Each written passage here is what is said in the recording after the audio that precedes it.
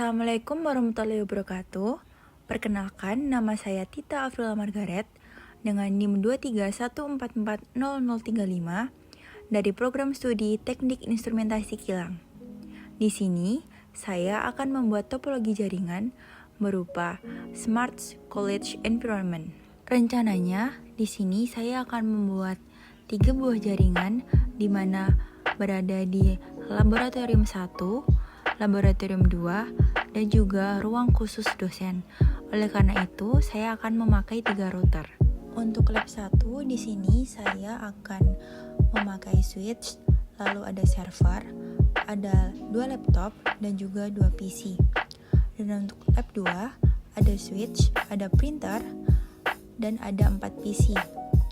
Dan yang terakhir yaitu ruang khusus dosen, ada switch, ada 2 PC, 1 laptop, dan juga ada access point yang nanti akan terhubung dengan wifi dari laptop dan smartphone. Lalu ini kita langsung sambungan saja menggunakan kabel.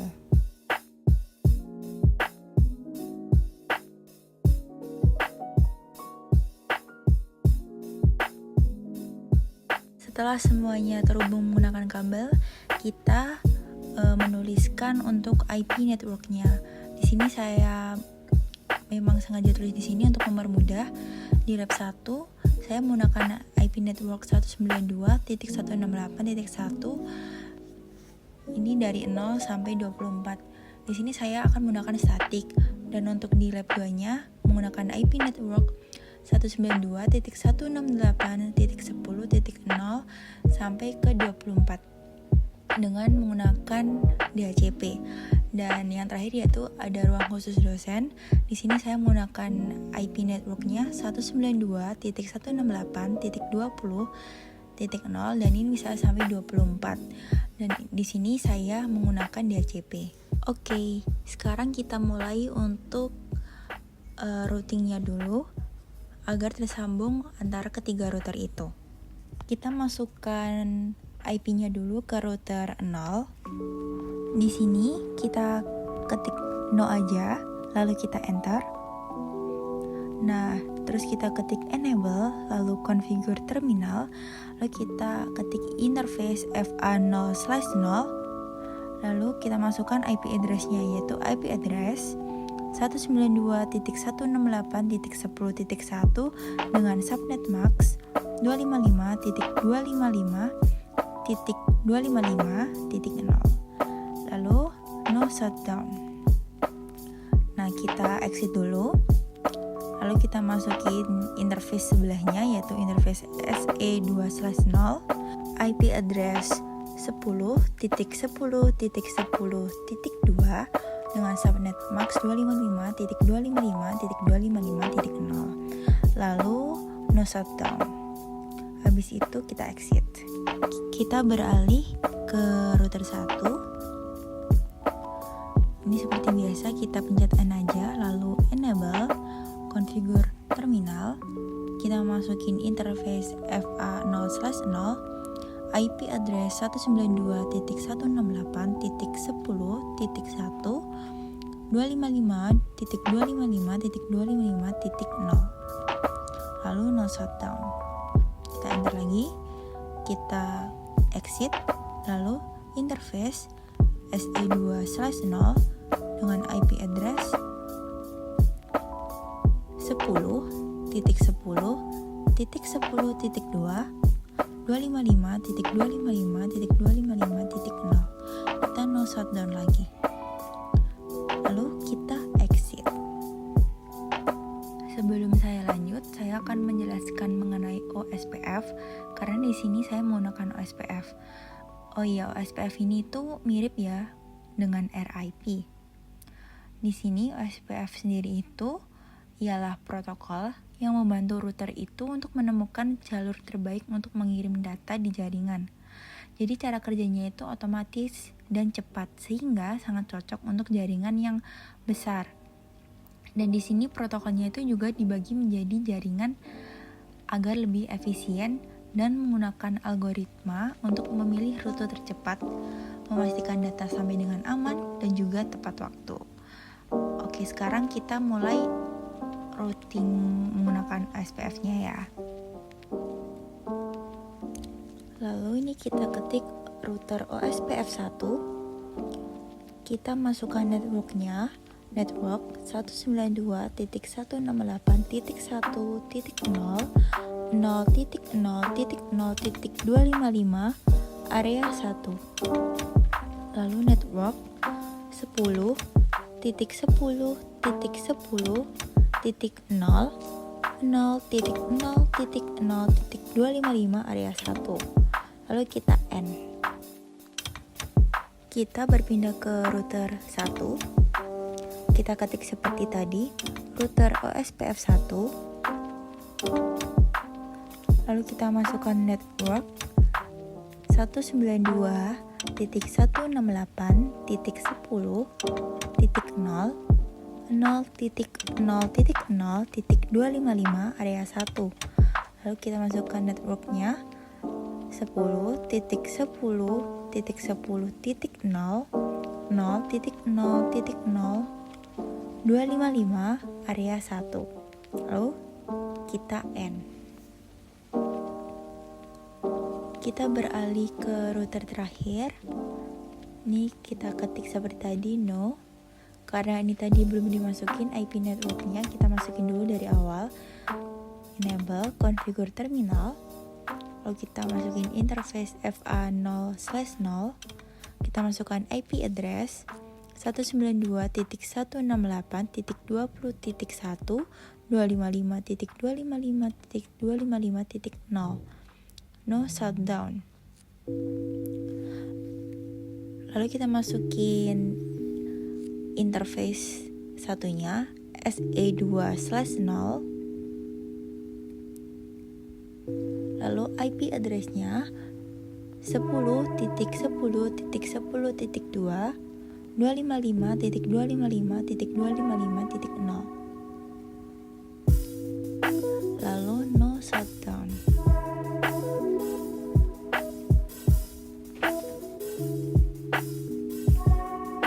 Nah, nanti ini kita exit. Ini kita beralih ke router 1, kita tambahin yang interface SE3/0-nya tadi.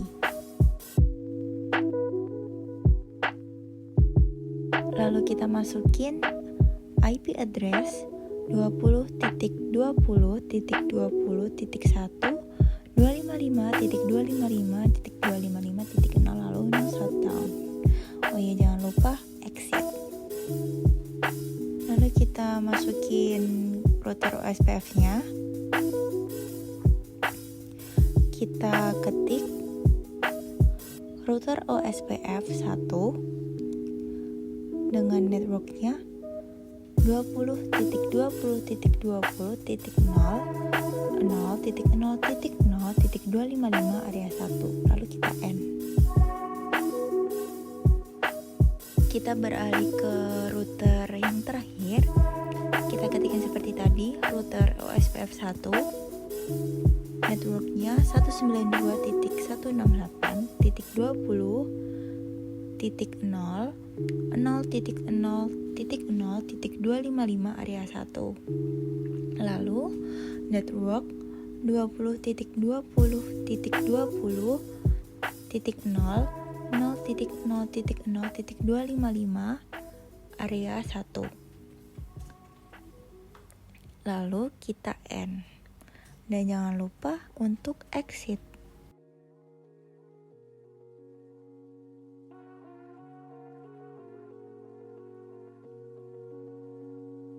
Beralih ke konfigurasi IP networknya di tiap PC-nya. Kita ke PC 1 dulu. Kita isi IP address-nya itu 192.168.1.2. Lalu subnet max-nya seperti tadi 255.255.255.0 dan default gateway-nya kita pakai 1.1 karena ini menyesuaikan dengan di router. Untuk PC selanjutnya kita pakai 1.3 dengan subnet max dan default gateway-nya tuh sama seperti yang tadi. Lalu kita beralih ke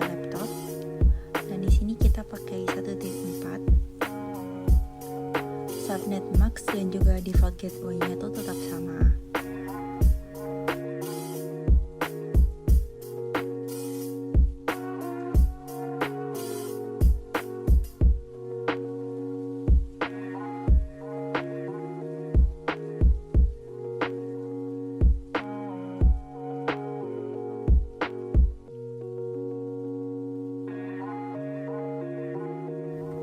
Terus kita beralih ke laptop 0. Di sini IP-nya kita pakai 1.5 sama seperti tadi.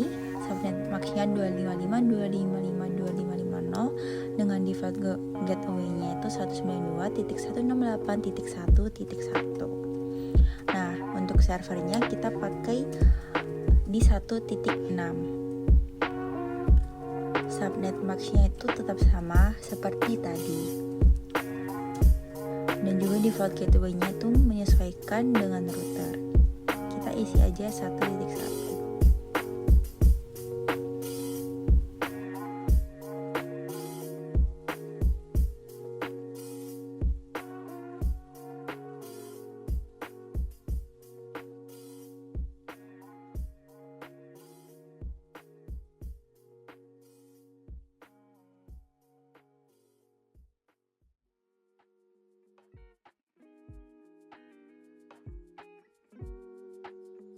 Nah, karena router 1 dan router 2 menggunakan DHCP, kita ke router 1 dulu. Kita akan melakukan IP DHCP pool. Kita ketik dulu enable seperti tadi, lalu configure terminal. Kita masukkan interface FA 0/1. Interface FA 0/0. Lalu kita masukin IP DHCP pool lab 2. Lalu kita ketik networknya yaitu 192.168.10.0 255.255.255.0. Lalu default portnya 192.168.10.1.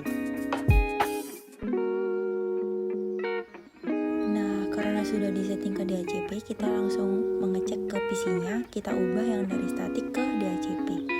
Apakah sudah sukses? Nah, itu berarti sudah berhasil. Kita ke PC selanjutnya, kalau sudah sukses itu berarti juga sudah berhasil. Nah, itu juga sudah berhasil. Dan ini juga sudah berhasil. Oke, kita lakukan cara yang sama di router 2 seperti di router 1 tadi. Kita ketik enable dulu, lalu configure terminal. Nah, ini kita ketik interface FA 0/0. Di situ FA 0/0 ya, teman-teman. Setelah itu kita ketik IP DHCP pool. Ini untuk WiFi, makanya saya ketiknya WiFi, saya tulisnya. Lalu kita masukin networknya 192.168.20.0. Di situ saya typo, harusnya mengetik 20 dengan subnet max-nya 255.255.255.0. Dan default route-nya ini yaitu 192.168.20.1. Dan ini jangan lupa untuk di exit ya.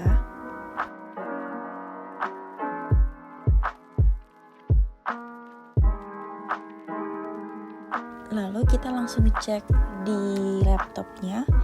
Kita cek apakah sudah terhubung DHCP-nya. Nah, ini sudah successful. Kita lihat di PC-nya. Ini juga sudah successful. Lalu kita lihat juga di sini juga sudah successful. Kita konfigurasi akses point-nya dulu. Nah, ini kita ganti khusus dosen karena ini mau ruangan khusus dosen. Kita ke port 1, ini kita ubah SSID-nya jadi khusus dosen. Nah, ini kita ubah ke WPA2 PSK. Di situ saya setting passwordnya 87654431. Lalu kita ke laptop untuk menyambungkannya dengan WiFi. Ini kita ubah dulu device-nya karena wireless ya. Nah, kita refresh dulu. Kalau sudah ketemu, nah kita ketikin passwordnya. Nah itu sudah connect ya teman-teman, kita bisa lihat di smartphone-nya kurang lebih sama. Kita ke configuration lalu ke wireless ya. Nah itunya kita ubah ke khusus dosen seperti tadi.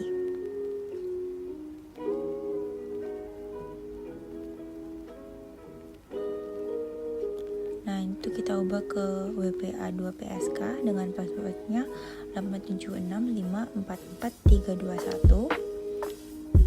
Nah kita tunggu sebentar. Nah itu sudah terhubung, berarti sudah berhasil ya teman-teman. Nah setelah itu kita beralih ke setting DNS servernya. Kita ke server dulu yang kita udah set tadi di 1.6, di 192.168.1.6, dan servisnya ke HTTP dulu. Kita edit HTML-nya, kita ubah jadi web PEM Akamigas Cepu dan jadi welcome to Politeknik Energi dan Mineral Akamigas. Jangan lupa untuk di save. Setelah itu kita ke DHCP-nya. Nah ini jangan lupa di on-in. Servernya kita ganti nama PEM karena saya emang bikin untuk PEM jaringannya. Nah ini kita ganti default gateway-nya 1.1 dan servernya itu yaitu IP dari servernya itu sendiri yaitu 1.6. Nah itu kita jangan lupa untuk save. Terus untuk DNS-nya kita pakai pemakamigas.com. Alamatnya tuh alamat servernya sendiri, jangan lupa untuk di save juga. Nah setelah itu kita isi DNS servernya tadi pakai alamat dari servernya yaitu 1.6. Oke, kita coba dulu pemakamigas.com. Apakah bisa? Oke, sudah bisa ya. Berarti sudah berhasil untuk DNS servernya. Lalu ini kita coba kirim pesan dari laptop 0 ke PC 2. Kita ulang 2 kali. Nah itu sudah successful, bisa dilihat ya. Terus dari PC 0 ke PC 4 juga sudah successful. Dari PC 0 ke PC 6 juga sudah successful. Kita ulang sekali lagi. Memang kadang error ya teman-teman. Nah itu juga sudah successful.